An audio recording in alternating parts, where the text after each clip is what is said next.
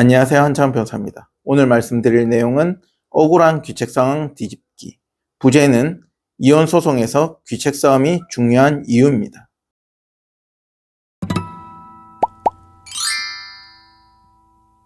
먼저 이혼 소송에서 귀책 싸움이 중요한 이유는 첫 번째는 심정적 요인입니다.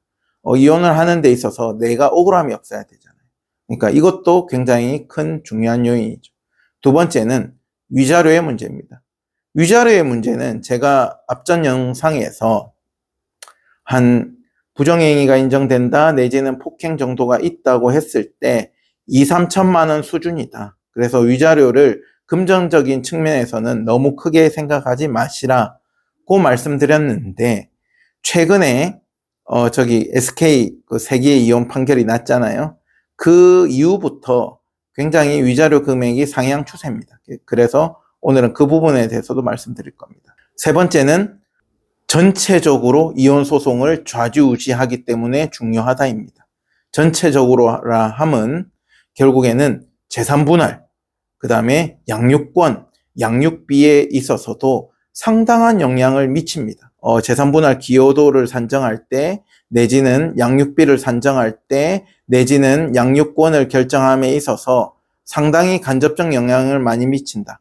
그리고 특히 재산 분할에서는 간접적이 아니고 사실은 직접적이라고 표현할 정도로 영향을 많이 미칩니다.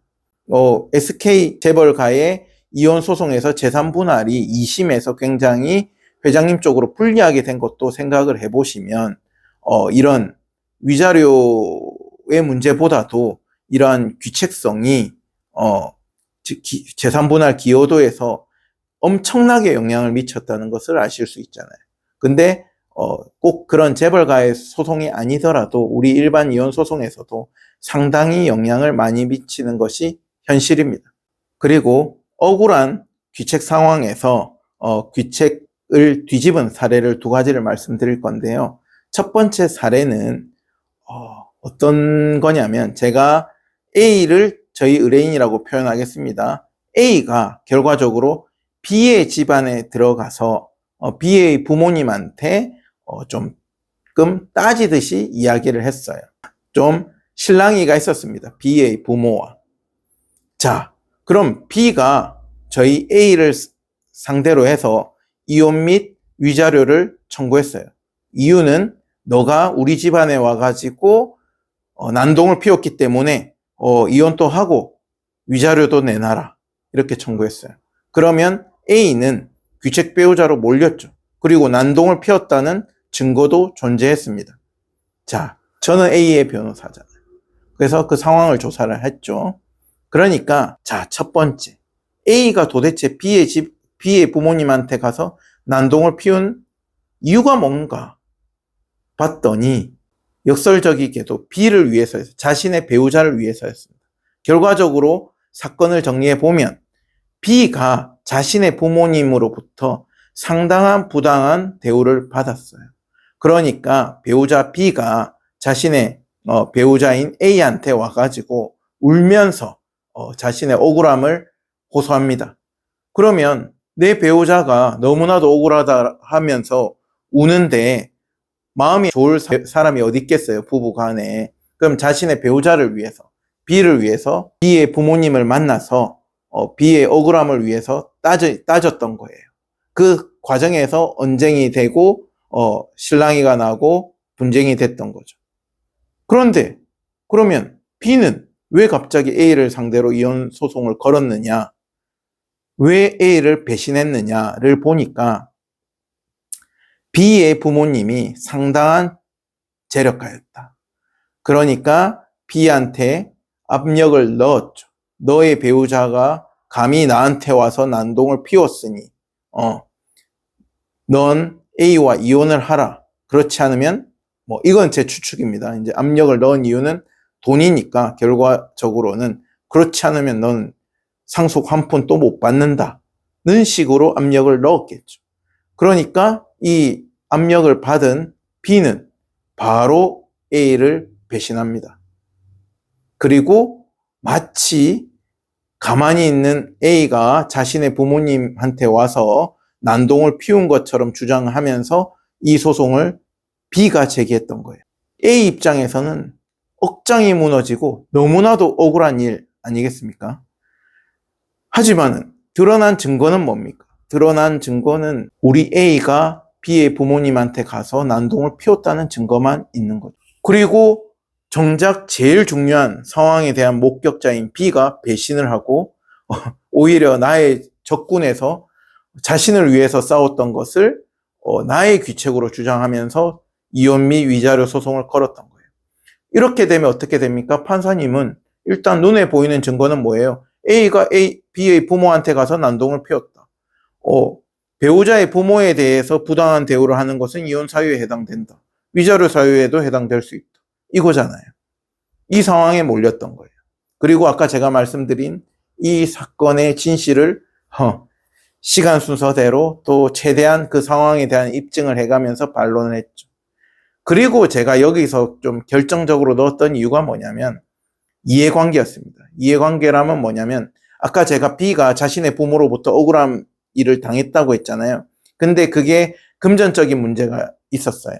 구체적으로 말씀드리긴 어렵지만 그런데 A의 입장에서 B의 배우자인 A의 입장에서는 그 B의 부모한테 금전적인 측면에서는 오히려 좋게 대했다면 훨씬 좋았어요. 그러니까 A는 B의 부모한테 가서 싸울 일이 전혀 아니었던 거죠. 하지만은 그 금전적으로 득이 되는 것을 포기하고 그것을 버리고서도 A를 위해서 싸웠던 거예요.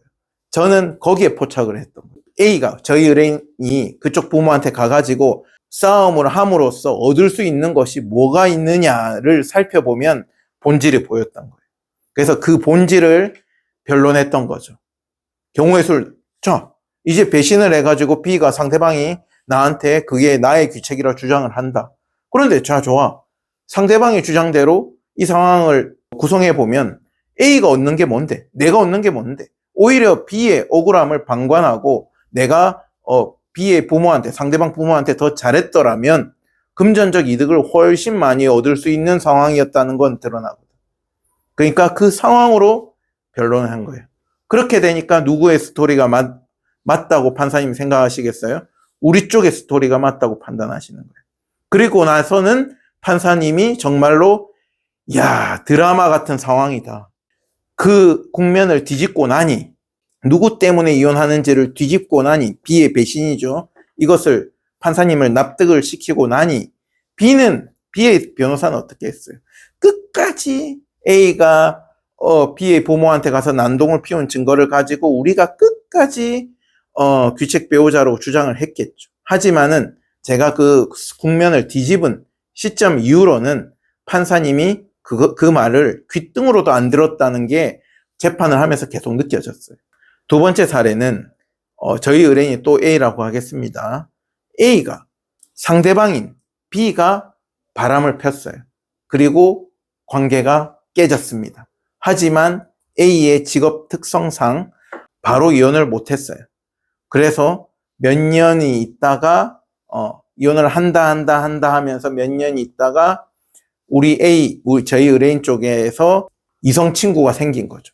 그러니까 상대방이 그것을 가지고 우리가 귀책 배우자다. 그러니까 우리 의뢰인이 상대방한테 이혼 및 재산분할 청구를 했는데 결국에는 뒤늦게나마 그 상황에서 상대방은 재산분할을 해주기가 싫으니까 어떻게 됩니까? 우리가 마지막에 이성 친구가 생긴 것을 두고 우리가 귀책 배우자라고 몰아갔던 거예요. 근데 우리의 단점은 상대방이 부정행위로 한 시점부터는 상당한 기간이 있었죠. 하지만 이것도 마찬가지로 그 상당한 기간 과정에서 전혀 관계가 회복되었다거나 내지는 저희 의뢰인이 상대방을 용서한 것이 아니고 이혼 청구가 늦어질 수밖에 없었다는 사정에 대해서 굉장히 상세하게 소명을 해서 겨우겨우 국면을 뒤집었어요.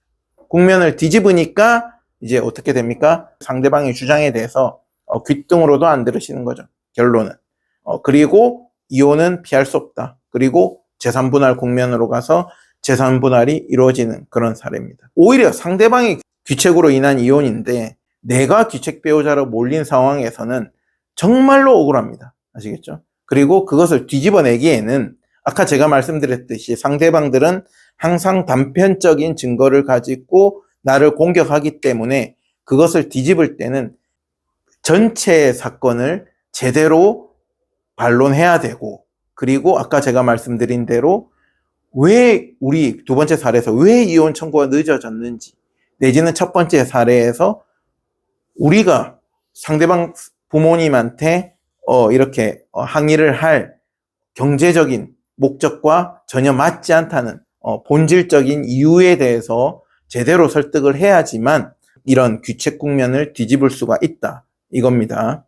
그리고 아까 제가 처음 말씀드린 대로 위자료가 상당히 증액됐는데, 제가 최근에 받은 두 위자료 판결을 근거로 해서 말씀을 드리는데요. 물론 제가 받은 판결을 일반화 시킬 수는 없습니다. 하지만은 제가 그 지금 SK 그 재벌가의 이혼 판결이 나기 전에 거의 비슷한 수준으로 받던 판결금과 위자료금과 그 이후에 나오는 판결금이 전반적으로 많이 상향됐다고 느끼기 때문에 말씀드리는 거예요. 첫 번째 사례는 판결을 보시면은 위자료 금액이 5천만 원이 나온 사례죠. 이 사례는 사유를 보시면은 상대방의 외박 그리고 일부 폭행 사실을 근거로 해서 위자료가 5천만 원이나 나온 사례입니다. 그리고 두 번째 사례는 물론 이 사례는 일반적인 부정행위에 모두 대입할 수는 없습니다. 이 사례는 부정행위가 여러 차례 반복됐던 사건이에요. 하지만 여러 차례 반복되더라도 제가 기존에 이 정도로 해서 받았으면 위자료 금액이 보통 4천만 원에서 5천만 원인데, 이 사건은 보시면은 판결을 보시면은 위자료 금액이 그 배를 뛰어넘어서 1억 원까지 판결을 받았습니다. 기존에는 저희가 청구 취지 위자료 금액을 청구할 때 일반적으로 3천만 원 내지는 4천만 원 청구하고 좀 되게 중한 경우에 5천만 원 이렇게 청구했는데, 요즘에는 아예 청구 취지 자체가 기본적으로 한 5천만 원 정도 청구하고 중한 경우에는 그 이상 1억 원 더 청구할 수 있고요. 이렇게 해서 실무가 많이 바뀌었다. 그래서 제가 앞전 영상에서 위자료 금액을 2, 3천만 원 정도 설명드렸던 것을 지금은 한 4, 5천만 원 정도로 보시면 되지 않을까 싶습니다. 오늘은 위자료 금액이 많이 상향됐다는 현재 추세하고, 그리고 억울한 귀책 상황에서 뒤집은 사례에 대해서 말씀드렸습니다. 감사합니다.